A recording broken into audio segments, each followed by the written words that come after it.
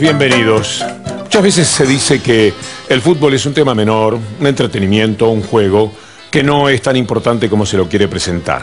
Las imágenes que hoy se han visto, la pena y la violencia que estuvieron en el estadio de River, son demostrativas de que el fútbol es una actividad que no se puede manejar privadamente como si fuera un coto propio por parte de un presidente de la AFA, un presidente de River y tantos otros dirigentes que han pretendido siempre que como es una actividad privada ellos pueden hacer lo que quieran.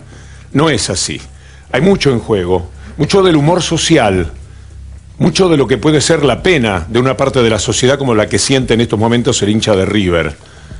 Y todo tiene su explicación, que no empieza justamente esta tarde con los 11 jugadores y los suplentes de River que entraron a la cancha para quedar en la historia como los que hicieron llorar a hombres, mujeres, a niños, a veteranos, a personas que jamás pensaron que esto podía llegar a ocurrir con River. Ni ese jugador ni los que van a ir apareciendo en pantalla, ni ese director técnico tienen una responsabilidad directa con lo que le ha sucedido a River. La situación viene de arrastre y tiene que ver justamente con el hecho de manejar el fútbol como se le antoja a algunos y de apropiárselo como han hecho otros desde la televisión, que enfermó al fútbol durante un par de décadas. Lo que le ocurre a River en este momento atañe absolutamente a todo el fútbol argentino. Muchísimas veces ha ocurrido, pero pocas veces se nota tanto, porque entre la pena de los de River y la alegría de la vereda de enfrente, uno se da cuenta que hay una composición muy pero muy importante de lo que es la seriedad con la que se debe manejar el juego y de no haberla lo que finalmente ocurre, como le pasó a River. Vamos a revisar poco a poco por qué River cayó hoy en el descenso, algo que jamás pensó ningún hombre del periodismo que iba a tener que titular. No hay diario de pequeño pueblo, de ciudad, de lo que sea, donde alguna vez el secretario de redacción haya pensado que iba a titular "Descendió River". Tendrá que jugar la próxima temporada en el fútbol de la B. ¿Cuáles son los motivos que llevaron a River a esta situación? Tienen que ver con el poder, con el abuso de poder, con el robo que se hizo del fútbol y con quienes desde adentro del fútbol ayudaron a que la televisión privada robase el fútbol. Y para poder ayudar a que se produjese ese robo, recibían todo tipo de mimos, de cuidados, de protección, de paraguas, que impedían a la gente, en este caso de River, ver lo que realmente estaba sucediendo con su club. Vamos a ver a quienes tenemos en el Twitter para entrar a revisar lo que nosotros entendemos es una desgraciada etapa de la vida de River que no empezó justamente esta tarde. Julieta Camaño, buenas noches. Buenas noches, Víctor Hugo. Buenas noches a todos. ¿Cómo están? Y bueno, como saben ustedes, en @BDL Víctor Hugo tenemos nuestros invitados de cada domingo. En primera instancia vamos a darle la bienvenida al señor Aníbal Ibarra. Él es legislador porteño e hincha de River. Así que te mandamos un beso, Aníbal, y lo hacemos extensivo a todos los hinchas del club. Dice, vamos a estar en el programa de Víctor Hugo a través de Twitter. También estará con nosotros el señor Jorge Rivas. Ahí está, él ya tuiteó. Buenas noches para Víctor Hugo y para todos sus televidentes, dice el diputado nacional del Partido Socialista. Ya Diana Mafía también tuiteó. Ella es legisladora de la Coalición Cívica y también presidenta de la Comisión de la Mujer. Dice, un saludo a Víctor Hugo y a su público. Espero su reflexión sobre la situación del fútbol que tanto involucra la política. Bueno, tenemos alguno más, Víctor Hugo, con respecto a lo que ha pasado en el día de hoy en el partido. Dice Aníbal Ibarra, River en la B, nadie lo pensaba, muchos años de errores y de soberbia, volveremos, pero hay que hacer las cosas de otra forma. Y con respecto al mismo tema, Jorge Rivas tuiteó, como buen gallina estoy pasando un día muy duro. Dudo que pueda decir algo racional. Todo esto en @BDL Víctor Hugo. Están invitados, por cierto, a participar constantemente del programa. Vean esta tapa de un diario que apareció hace pocos días. Diario Le, diario deportivo que tiene que ver con el grupo Clarín. 50% Aguilar, 50% Pasarela. ¿Por qué? ¿Por qué?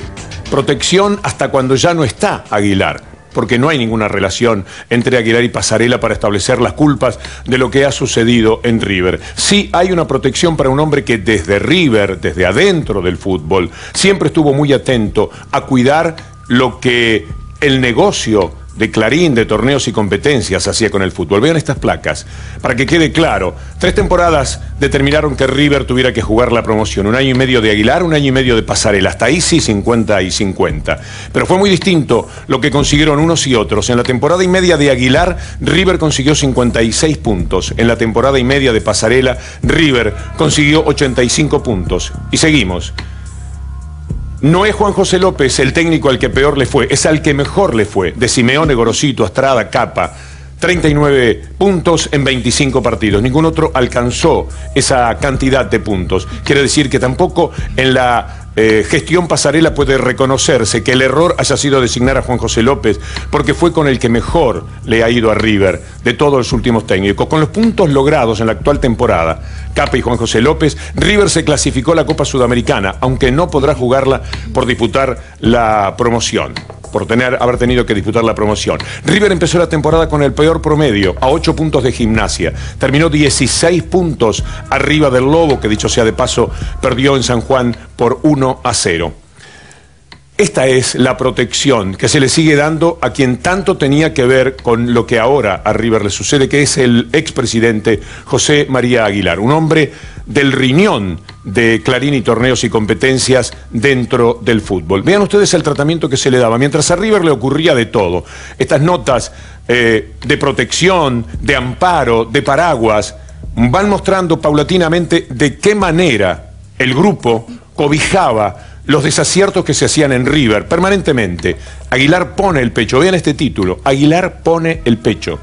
Esta era la manera de proteger a quien era un aliado de todo este negocio. Mientras tanto, River vendía jugadores, llegó a querer ofrecer 16, entre los que estaban. Aguilar domina la escena. ¿Cómo no la iba a dominar? Había ramilletes de jugadores importantísimos que River entregaba a grupos económicos que no se sabe exactamente cuáles eran las procedencias, Sahabi y cosas por el estilo, apellidos que nada tenían que ver con la historia de River para que fueran haciendo su negocio. Tantas fueron las críticas de quien les habla, además a la conducción de José María Aguilar, que un día desafió a encontrarnos en el diario Perfil, donde en aquel momento quien les habla estaba trabajando. Ven ustedes tramos de esa confrontación, de esa nota. Es muy interesante, porque esto lo había pedido el propio Aguilar, como una especie de desafío. Y allí está, sin que lo pueda ver desde aquí, me acercan un poquitito la pantalla, por favor. La única manera que tiene, decía yo, de cambiar este contrato, uno de los tantos contratos que River hacía y que han determinado que se hunda, es adentro del grupo que contrata con River. Respondía Aguilar: he hablado con Dios, me cargaba. Pero después de Dios existen los abogados, me amenazaba, porque fue con 4 abogados más o menos a esa reunión. Los negocios. Ese fue un año en que River tuvo profundas dificultades económicas y financieras. Lo explica. Ustedes pueden seguir leyendo porque a mí el contraluz de la pantalla me juega una mala pasada. Vamos a ir a lo que era el cierre de la discusión. Usted está comprometido, le decía, frente a la opinión pública en todos los temas irritativos que afronta River: apropiación indebida de tributos, violencia extrema, continua, a partir de la denuncia de los propios barrabravas de que la comisión directiva les daba dinero, y está probado que había barrabravas empleados en el club. Mis apreciaciones están refrendadas por los hechos y son elucubraciones de las que me hago responsable frente a los lectores. Y finalmente, para ir con rapidez sobre este tema y solo decir que no es ahora que se nos ocurre todo esto sobre Aguilar, Clarín y Torneos y Competencias. Aguilar elude la diplomacia. Su negocio es el escarnio. Usted es un patotero, asusa. De pronto elige la filosofía. Advierto la dificultad que marcaba Sartre, de los que tenemos que arremangarnos para tratar de solucionar las cuestiones. Eso de poner los brazos en la mierda. La devolución queda servida en bandeja. No las ha puesto ahí, doctor, las ha hundido, y ese es un problema que yo no le puedo resolver.